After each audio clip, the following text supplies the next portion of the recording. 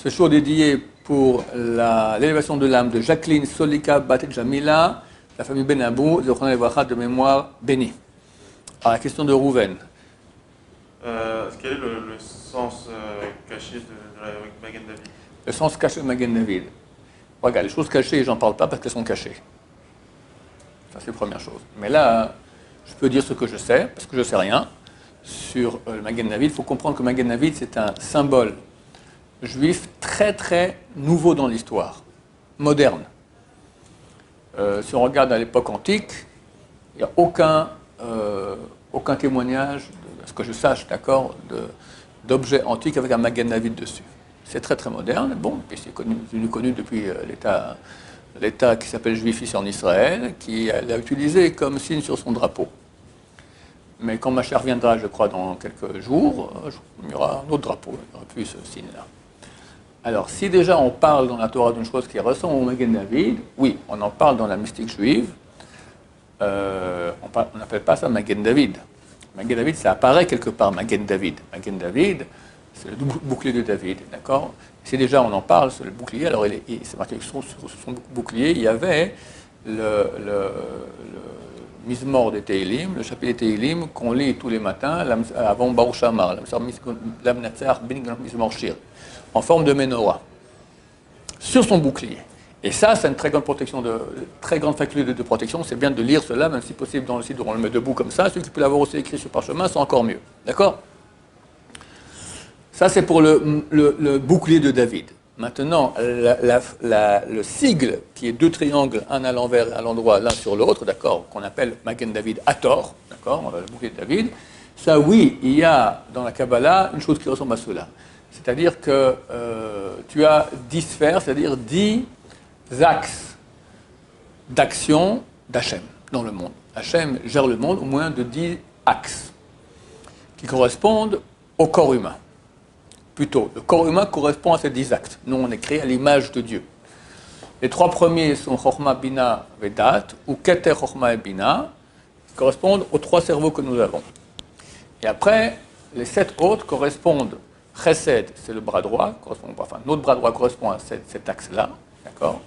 Le bras gauche, c'est la Gvura, le din, la justice divine.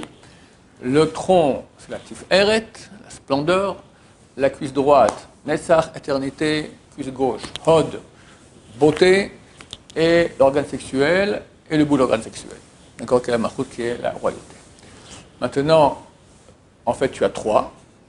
Tu as la Malchut, la royauté, qui est tout dernière. Et tu as un groupe des 6 qui sont en fait le corps, qui est constitué des 2 bras, tronc, 2 jambes et organes sexuels. Et la Kabbalah appelle cela les 6 coins. C'est en forme de Magen David. Tu as... Aussi, ça fait 10. Tu as les 3 premiers qui sont la tête, tu as le dernier qui est le bout de l'organe, ou la femme, d'accord? Et tu as le tronc. Le tronc, il est composé de 6. Ça correspond aux 4 lettres du nom de Dieu. Le point du Yud correspond au premier, le Yud au deuxième, le Hei au troisième. Après, tu as Vav, c'est 6, les 6 coins dont je parle maintenant, Magen David, et le dernier Hei qui est la Malchut, qui est la Shrina, la présence divine, la royauté divine. Alors, ces 6 qui correspondent à la lettre Vav, valeur numérique 6 du nom de Dieu, d'accord, elles partent de 6 côtés. Les 6 côtés, c'est-à-dire bras droit, bras gauche, tronc, jambe droite, jambe gauche, organe sexuel. S'il y a un rapport avec cela dans la Torah, c'est celui-là. Voilà, ça rentre un peu dans les secrets de la Kabbalah, pas grand-chose, c'est des choses que c'est pas trop grave de connaître cela. À part représenter ce que c'est, ça sert à quoi concrètement? Alors plus profondément, si tu veux, un peu de façon plus philosophique et juste, que j'ai entendu ça dans Moshe Shapira, tu as 2 atzal, tu as dans la matière, on appelle ça 6 côtés. Pourquoi 6 côtés? Parce que chaque objet dans la matière, il a 6 côtés. N'est-ce pas? La matière, on appelle ça 3 dimensions. Tu as la dimension en haut, en bas, à gauche, à droite, devant, derrière. Chaque objet, en réalité, est défini par 6 côtés. Sinon, il n'est pas dans la réalité. D'accord? Maintenant, c'est le côté extérieur. Lui, qu'est-ce que c'est? Ça, c'est le numéro 7. Le 7, c'est l'essence de tout. Tu comprends ce que je dis ou c'est trop profond? 6 côtés, c'est matériel, d'accord, mais tu as un objet. Mais tu appelles ça énergie ou appelons cela l'essence de l'objet. Qu'est-ce que c'est? Tu as la forme, c'est pas ce que c'est la forme. La forme, c'est la forme. Mais qu'est-ce que c'est? L'essence, l'identité, d'accord? Et le monde est écrit comme ça. C'est marqué Sheshet Yamim, Bara Hashem et Haaretz, 6 jours, pas en 6 jours. 6 jours, Dieu a créé le ciel et la terre. Le Zohar, il dit 6, c'est les 6 côtés. La matière, le monde, qu'on dit ciel et terre, c'est la matière, c'est le monde physique, 6 côtés. Au Vayom HaShvi'i, le 7e jour, il a insufflé l'âme, c'est le Shabbat. L'âme du monde, c'est le Shabbat. D'où l'importance capitale de garder le Shabbat. Si on ne garde pas le Shabbat, tout disparaît, il n'y a plus rien. C'est écrit que c'est appelé la source de bénédiction. Il y a des gens qui se plaignent que dans leur vie, ça ne va pas. Comme je fais dans un cours dernièrement, c'est marqué 6 jours se fera la melacha. Et le 7e jour, Shabbat. Si tu as le Shabbat Kodesh, saint, alors pendant 6 jours, le monde se fait. Les melacha, les travaux, tout fonctionne. Si tu n'as pas Shabbat Kodesh, il n'y a plus la bracha, il n'y a plus de bénédiction. Des fois, il y a des gens qui ont beaucoup de bénédictions, ils ont fait des mitzvahs dans leur vie, beaucoup de bénédictions, tout est bloqué au robinet.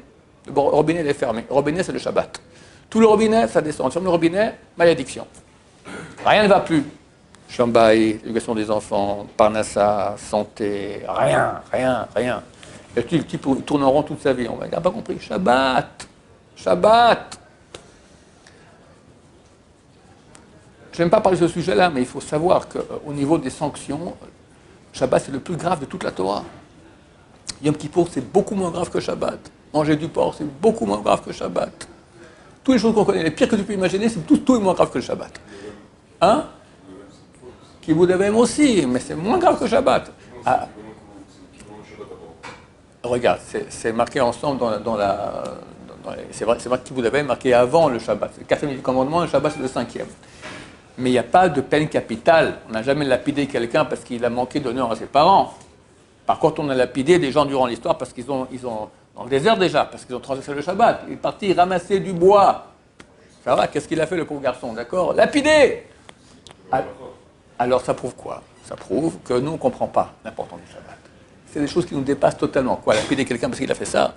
Je comprends qu'il a tué, je comprends qu'il a fait l'adultère, il a fait des trucs. Ok, je peux encore. Bon, attention, hein, tout cela est théorique. Je rappelle que le Talmud dit qu'un tribunal rabbinique qui prononçait une peine capitale une fois tous les 70 ans était considéré comme meurtrier. Au Texas, si je ne me trompe pas, ils ont fait déjà plus de 2000, en 50 ans ou en 30 ans, plus de 2000 peines capitales, d'accord?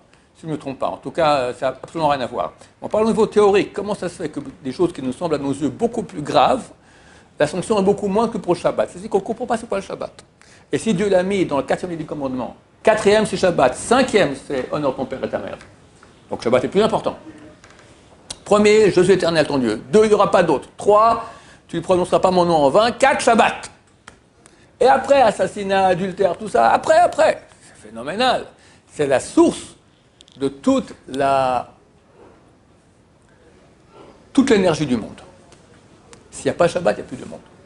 C'est par là que Hachem amène le flux à toute la réalité. Donc c'est très très très important.